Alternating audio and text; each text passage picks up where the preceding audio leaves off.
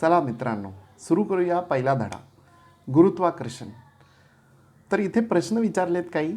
एखाद्या वस्तूवर बल लावल्यास काय परिणाम होतो? कुठलीही गोष्ट जर आपल्याला त्याच्या जागेवरून हलवायची असेल तर आपल्याला त्याच्यावर बल लावावं लागतं.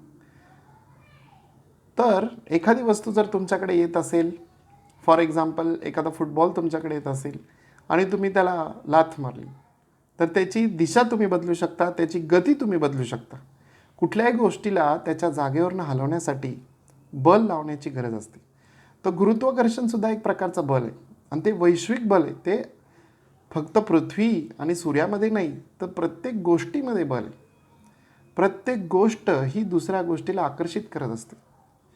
तर गुरुत्वाकर्षणाचा शोध जो आहे, म्हणजे तसं तर लोकांना माहीत होतं गुरुत्वाकर्षण काय आहे, पण त्याचा शास्त्रीय अभ्यास, शास्त्रीय विवेचन हे आयझॅक न्यूटननी केलं. तर अशी गोष्ट आहे की इथे चित्र दाखवलं आहे बघा. न्यूटन एका सफरचंदाच्या झाडाखाली बसले होते आणि सफरचंद वरून खाली पडतो. त्यांच्या डोक्यात विचार आला की हा सफरचंद खाली सरळ का पडतो, तिरपा का नाही पडत, किंवा क्षितिज समांतर रेषेत का जात नाही. क्षितिज समांतर त्यांच्या डोळ्याच्या सरळ रेषेत, आपल्या डोळ्याच्या सरळ रेषेत का जात नाही. तर या प्रश्नांवरती त्यांनी विचार केला आणि मग गुरुत्वाकर्षणाचा सिद्धांत मांडलेला आहे. तर इथे दिलंय बघा. बऱ्याच विचारांनी त्यांनी निष्कर्ष काढला की पृथ्वी सफरचंदाला स्वतःच्याकडे आकर्षित करते आणि आकर्षित करताना ती तिच्या केंद्राकडे आकर्षित करते, हेही लक्षात ठेवलं पाहिजे. झाडावरील सफरचंदापासून पृथ्वीच्या केंद्राकडे जाणारी दिशा ही क्षितिज लंब असल्याने सफरचंद झाडावरून क्षितिज लंब दिशेने खाली पडतो. क्षितिज डोळ्याच्या सरळ रेषेमध्ये तुम्ही जर बघितलं, त्याला लंब म्हणजे सरळ खाली. आता विचार करा, तुम्ही जर ऑस्ट्रेलियामध्ये असाल तर काय होईल? ऑस्ट्रेलियामध्ये तुमचं डोकं ह्या दिशेने असेल, ऑस्ट्रेलियामध्ये ह्या बाजूला असेल, ही पृथ्वी समजा असेल तर ऑस्ट्रेलिया खालच्या बाजूला आहे. तर तुम्ही इथे आकाश बघणारे आणि इथे तुम्ही खाली म्हणणारे, कारण पृथ्वीच्या केंद्रापाशी ते आकर्षित होणारे. तर गुरुत्वाकर्षण हे केंद्राकडे आकर्षित करणारं बल आहे. न्यूटननी विचार केला, जर हे बल वेगवेगळ्या उंचीवर असलेल्या सफरचंदावर प्रयुक्त होत असेल तर सफरचंदाहून बऱ्याच उंचीवर असलेल्या पृथ्वीपासून खूप दूरवर अंतर असलेल्या चंद्रावरही हे बल प्रयुक्त होत असेल. तर बल आणि गती याचा संबंध त्यांनी सांगितलेला आहे. कुठलीही गोष्ट जर गतिमान करायची असेल तर त्याच्यावरती बल लावावं लागतं, त्याशिवाय का ती गतिमान होत नाही. तर एखाद्या वस्तूच्या वेगाच्या परिमाणात किंवा गतीच्या दिशेत बदल घडवून आणायचा असेल तर त्याच्यावर आपण बल प्रयुक्त करतो, हे आपल्याला माहिती आहे. तर न्यूटन हे खूप मोठे शास्त्रज्ञ होते. त्यांनी अनेक पुस्तकं लिहिली, अनेक ठिकाणी अनेक विषयांमध्ये ते पारंगत होते. गणितामध्ये त्यांनी अनेक प्रकारचे सिद्धांत मांडले, नवीन पद्धती सुरू केल्या आणि फिजिक्समध्ये म्हणजे भौतिकशास्त्रामध्ये सुद्धा त्यांनी अनेक विषयांवरती काम केलं, जसं की प्रकाश, ध्वनी, उष्णता, गणित या क्षेत्रांमध्ये त्यांनी फार मोठं काम केलेलं आहे. तर अतिशय हुशार लोकांमध्ये जर तुम्ही बघाल तर न्यूटन आहे, आईन्स्टाईन आहे, यांची नावंही घेतली जातात, कारण यांनी जे काम केलेलं आहे त्यांच्या आधीच्या लोकांपेक्षा खूप वेगळं होतं.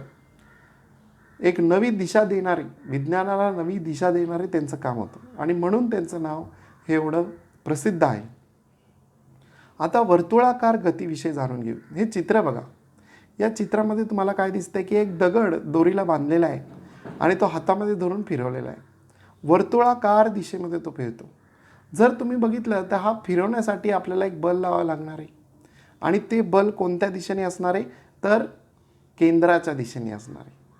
तो वर्तुळाकार कक्षेत फिरणाऱ्या कोणत्याही वस्तूवर वर्तुळाच्या केंद्राकडे दिशेने प्रयुक्त होत असणारे जे बल आहे त्याला म्हणायचे अभिकेंद्रकी बल, अभिकेंद्री बल.